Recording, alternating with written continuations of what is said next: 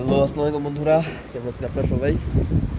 আমাদের ঢাকাতে আজকে সকাল থেকে নিয়ে খুব জোরে বৃষ্টি চলতেছে আর অনেক বাতাস চলতেছে, যেটা ধরে রাখার মতো সিস্টেম না। এটা খুব কঠিন আজকে দিনটা। জানি না গ্রামে যারা আছে তারা কিরকম আছে, কারণ আমাদের ঢাকায় যে অবস্থা, গ্রামে তো আরো ভালো বাতাস আর বৃষ্টি, ঘূর্ণিঝড়ের আবহাওয়া। আল্লাহর কাছে দোয়া করি যেন তারা সবাই ঠিক থাকে।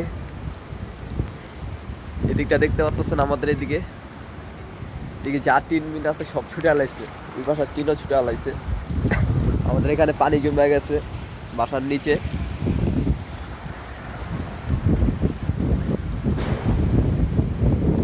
আমাদের এলাকায় খুব খারাপ অবস্থা আজকে।